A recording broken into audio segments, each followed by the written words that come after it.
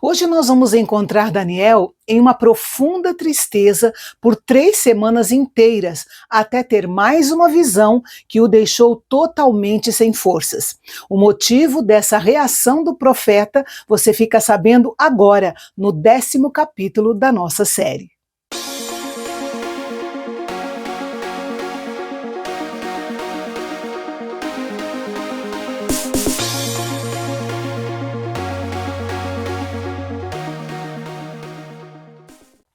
No terceiro ano do rei Ciro, os 70 anos de cativeiro já haviam passado e a primeira leva de exilados já havia retornado para Jerusalém sob a liderança de Zorobabel.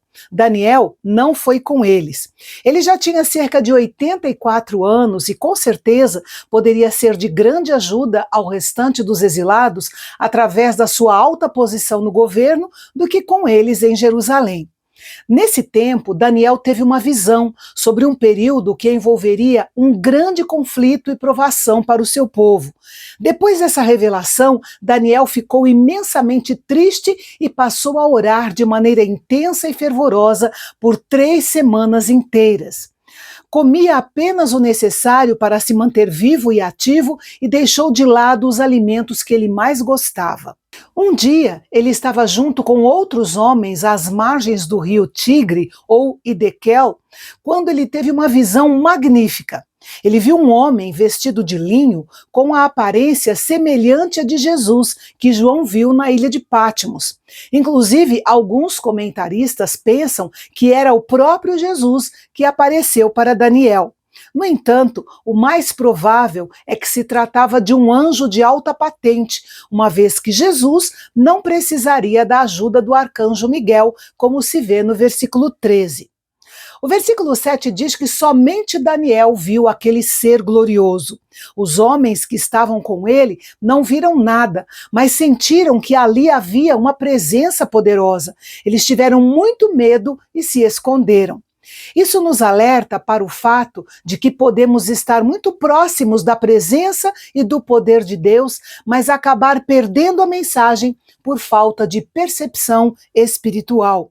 Ao ver aquele homem glorioso, Daniel ficou totalmente pálido e sem forças. Ele desfaleceu, caiu com o rosto em terra e foi tomado de um profundo sono. Mas uma mão o tocou e ele se sentiu fortalecido. Pela segunda vez, Daniel foi chamado de muito amado. Isso se referia ao fato de Daniel ter sido favorecido com uma grande e significativa revelação do futuro. E para isso, ele precisava se esforçar para ficar de pé. E mesmo tremendo, ele se levantou. O anjo glorioso explicou a Daniel que Deus o havia enviado com a resposta da sua oração logo no primeiro dia que Daniel começou a orar, ou seja, 3 semanas antes. Note que Daniel havia participado de um conflito espiritual cósmico sem saber, e Deus enviou um anjo glorioso unicamente por causa da oração de Daniel. Este é mais um dos lembretes deste livro de que a oração realmente importa. Não é meramente um exercício terapêutico, é uma manifestação de poder no mundo espiritual.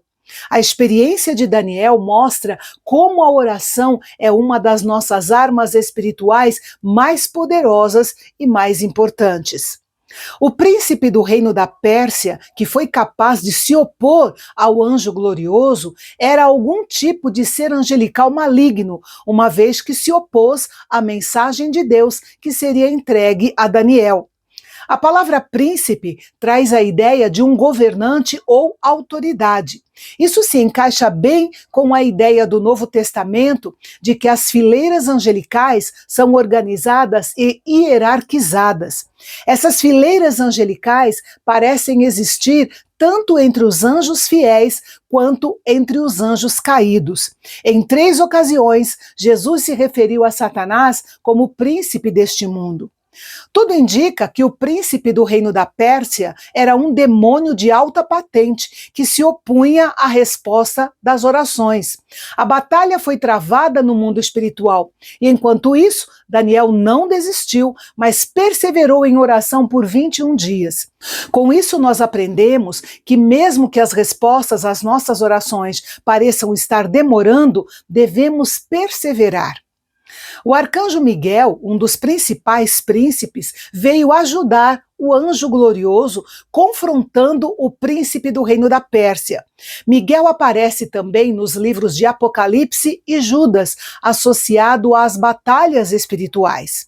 É claro que Deus poderia ter destruído qualquer oposição demoníaca em um instante, mas ele provavelmente queria usar o tempo de espera de Daniel para desenvolver nele um homem persistente na oração. E o mesmo acontece conosco. Quem sabe quanta ajuda nunca chegou ou foi adiada por falta da persistência na oração. O anjo disse a Daniel que sua missão ali era fazê-lo entender a visão, mas que seu cumprimento era para os últimos dias, embora também se relacionasse com um futuro próximo. Ao ouvir as palavras do anjo glorioso, Daniel abaixou seu rosto e emudeceu, talvez em reverência à pessoa majestosa que estava ali diante dele e à gratidão que sentia pela resposta à sua oração. Mas ele foi tocado por outro anjo e passou a falar, explicando ao anjo glorioso que havia sido tão afetado pela visão que sentia fortes dores, ficou sem forças e mal conseguia respirar, muito menos lidar com as complexidades proféticas. Mais uma vez, o outro anjo tocou Daniel, restaurando suas forças. Então o anjo glorioso falou palavras animadoras para o profeta e ele se sentiu fortalecido e preparado para ouvir e compreender a longa mensagem que estava por vir. Por fim, o mensageiro celestial deixou claro que a batalha ainda não havia terminado. Assim que terminasse de instruir Daniel, o anjo glorioso voltaria para o campo de batalha espiritual, que seria dirigida primeiro contra o príncipe da Pérsia e depois contra o príncipe da Grécia, porque cada uma dessas nações, por sua vez, teria poder sobre o povo de Israel. E Deus zelava pelo seu povo, trabalhando nos bastidores do reino espiritual contra os príncipes demoníacos que se levantariam contra eles.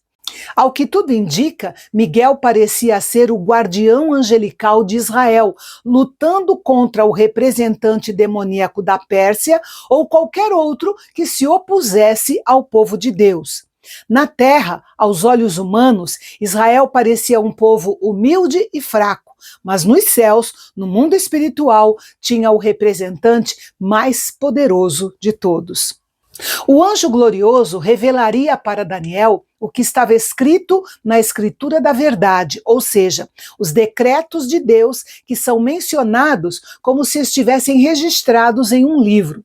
E ao lado do anjo glorioso estaria Miguel, aqui chamado de Príncipe de Israel, o guardião do povo judeu.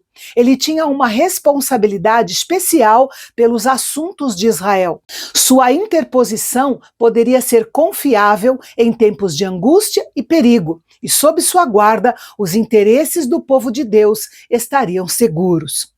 É interessante destacar que uma das razões pelas quais Deus ordena que seu povo ore por aqueles que ocupam cargos de autoridade é que a vontade de Deus e não de Satanás se cumpra na vida desses líderes. Ao longo da história, mais de uma nação viu seu destino ser mudado pelas orações fervorosas do povo de Deus. O anjo glorioso, então, passou a revelar a Daniel o que aconteceria no futuro do seu povo.